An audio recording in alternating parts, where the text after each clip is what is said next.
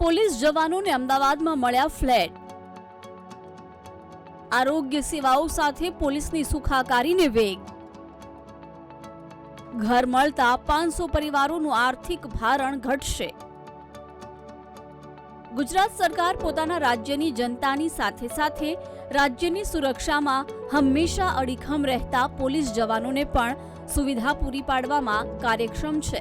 તાજેતરમાં જ ગુજરાત સરકારે ઉચ્ચ શિક્ષણ અને તબીબી સુવિધાઓ સહિતની આધુનિક સુવિધાઓથી સભર 2 BHK ફ્લેટ પોલીસ પરિવારોને ફાળવ્યા છે, જેમાં અમદાવાદના નરોડા વિસ્તારમાં SRP ગ્રુપ 2 ના જવાનોને 500 થી વધુ ફ્લેટ ફાળવવામાં આવ્યા છે, જેને લઈને પોલીસ જવાનોના પરિવારોમાં ખુશીનો માહોલ જોવા મળી રહ્યો છે।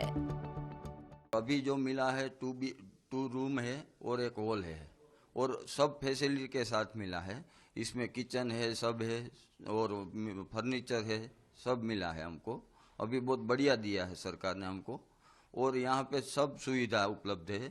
मानो लिफ्ट है, गार्डन है और गैस लाइन है और जिम के लिए साधन है, बच्चों के खेलने के लिए ग्राउंड है, सब फैसिलिटी अवेलेबल है। अभी પોલીસ જવાનોને જે ફ્લેટની ફાળવણી કરવામાં આવી છે ત્યાં શિક્ષણથી લઈને તમામ સુવિધા છે, જેમાં બાળકો માટે રમતગમતના સાધનો, ગાર્ડન, આરોગ્યને લગતી સુવિધા, પીવા માટે શુદ્ધ ફિલ્ટર પાણી, ગેસની પાઇપલાઇન અને લાઇબ્રેરી સહિતની વિવિધ સુવિધાઓ ઉપલબ્ધ છે।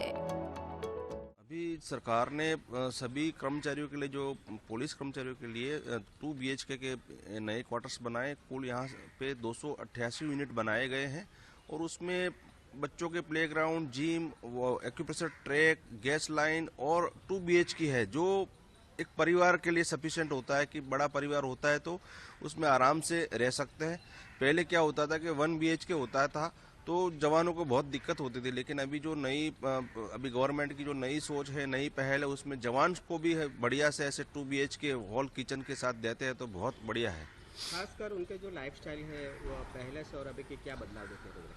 अभी उनको मतलब एकदम सैनिटेशन हाइजीन के साथ बड़े बड़े कमरे मिल रहे हैं, उनको फैमिली के साथ बढ़िया से रह रहे हैं और उनके उसके तौर पे उसकी हेल्थ भी बढ़िया रह रही है और मेंटली भी वो बड़े फ्रेश रहते हैं।